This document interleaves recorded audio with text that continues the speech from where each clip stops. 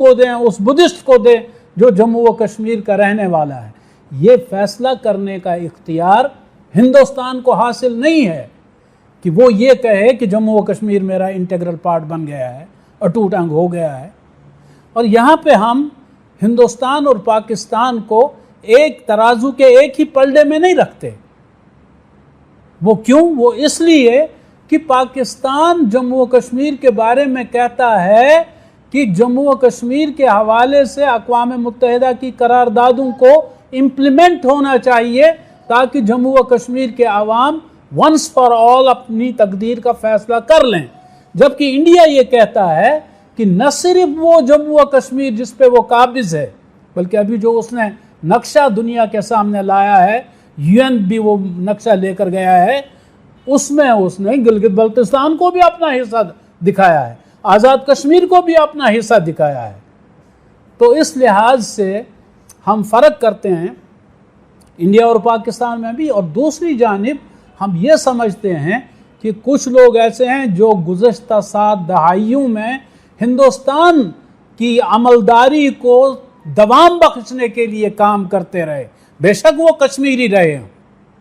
وہ وزرائے اعلیٰ رہے ہوں, وہ وزیر رہے ہوں, لیکن کام انہوں نے کیا اس غلامی کی زنجیر کو اور زیادہ مستحکم کرنے کے لیے, اس کو توڑنے کے لیے انہوں نے کوئی کام نہیں کیا. توڑنے کا اگر کوئی کام کیا ہے وہ اشرف صحرائی نے کیا ہے, وہ سید علی گیلانی نے کیا ہے, وہ حریت کانفرنس نے کیا ہے, جنہوں نے اپنے بچے پیش کیے, شہید کروا دیے, جو خود جیلوں میں رہے 20 سال. شبیر احمد شاہ وہ ابھی بھی جیل میں ہے, قاسم فقتو 30 سال سے قید میں ہے اور اس کے لیے سزائے موت سنائی, عمر قید سنائی گئی ہے اور بتا دیا گیا ہے کہ عمر قید کا مطلب یہ ہے کہ اس کی آخری سانس بھی وہیں ختم ہونی چاہیے, جیل ہی میں. تو اس لحاظ سے ہم سید علی گیلانی, صحرائی, شبیر شاہ, ان کو اور فاروق عبداللہ اور مفتی محبوبہ اور دوسرے لوگوں کو, ان کو ایک ہی صف میں نہیں رکھ سکتے. وہ گیلانی, صحرائی, وہ تو اس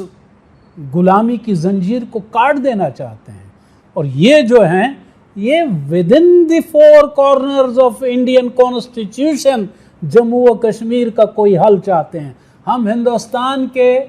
آئین کے دائرے میں رہ کر مسئلہ کشمیر کا حل نہیں ڈھونڈتے, ہم اس سے الگ چاہتے ہیں. لیکن یہ لوگ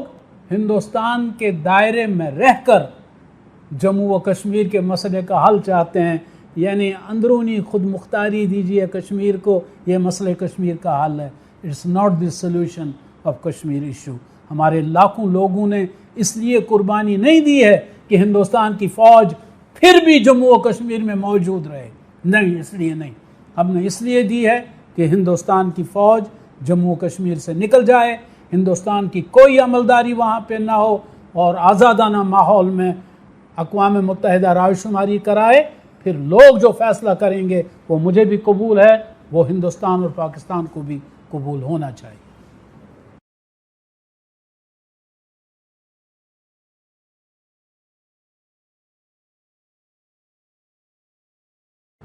یہ بہت ہی اہم سوال ہے. اس کا جواب دینے سے پہلے میں آپ کی خدمت میں عرض کرنا چاہوں گا کہ ایک وقت وہ بھی تھا 50s میں جب ہندوستان جموں و کشمیر کا الحاق ہندوستان کے ساتھ کرانے کے لیے یہ کھیل کھیلنا چاہتا تھا کہ جموں و کشمیر کے اندر ایک آئین ساز اسمبلی بنائی جائے, اور وہ کانسٹیٹیوئنٹ اسمبلی جو ہے وہ فیصلہ کرے ہندوستان کے ساتھ الحاق کا. چنانچہ انہوں نے وہ کانسٹیٹیوئنٹ اسمبلی بنائی, اور اب اس کا فیصلہ سامنے آنا تھا, لیکن پاکستان نے بر وقت اقوام متحدہ کا دروازہ کھٹکھٹایا اور اس صورتحال سے اقوام عالم کو باخبر کیا کہ ہندوستان یہ کھیل کھیلنا چاہتا ہے. اقوام متحدہ کی سلامتی کونسل کا اجلاس ہوا, اور اس میں انہوں نے ایک ریزولوشن پاس کر دیا، ریزولوشن نمبر 122 آف 1957، 1957 کا 122 نمبر ریزولوشن۔ اس میں سلامتی کونسل نے یہ طے کیا کہ کوئی ملک یک طرفہ طور پر یہ فیصلہ نہیں کر سکتا کہ آئیے یہ طریقہ اختیار کریں اور اس کے نتیجے میں جی جموں کشمیر اس کا حصہ بن گیا جو ہندوستان کرنا چاہتا تھا۔ انہوں نے کہا کہ یہ جموں و کشمیر کے دونوں حصوں میں رائے شماری ہونی ہے، اور لوگوں کی جو رائے ہوگی فوج کے نکلنے کے بعد، پہلے فوجوں کو نکالا جائے گا، اس کے بعد اقوام متحدہ رائے شماری کرائے گی، اور اس میں جو فیصلہ ہوگا وہ حتمی ہوگا۔ یہ نہیں کہ آپ کوئی کانسٹیٹیوئنٹ اسمبلی بنائیں گے، وہ فیصلہ کر دے کہ ہم نے جی ہندوستان کے ساتھ الحاق کر دیا اور ہم اس کا حصہ بن گئے، تو یہ نہیں چلے گا۔ تو چنانچہ انہوں نے ایک واضح موقف اپنا سامنے لایا جو آئندہ کے لیے بھی چلتا رہا۔ یعنی ہم جہاں کہیں گئے یونائٹڈ نیشنز کے اداروں میں، وہاں ہم نے اس ریزولوشن نمبر 122 کو خاص طور پر سامنے لایا۔ ریزولوشن نمبر 122 آف 1957، 1957 کا 122 نمبر ریزولوشن۔ اس میں سلامتی کونسل نے یہ طے کیا کہ کوئی ملک یک طرفہ طور پر یہ فیصلہ نہیں کر سکتا کہ آئیے یہ طریقہ اختیار کریں اور اس کے نتیجے میں جی جموں کشمیر اس کا حصہ بن گیا جو ہندوستان کرنا چاہتا تھا۔ انہوں نے کہا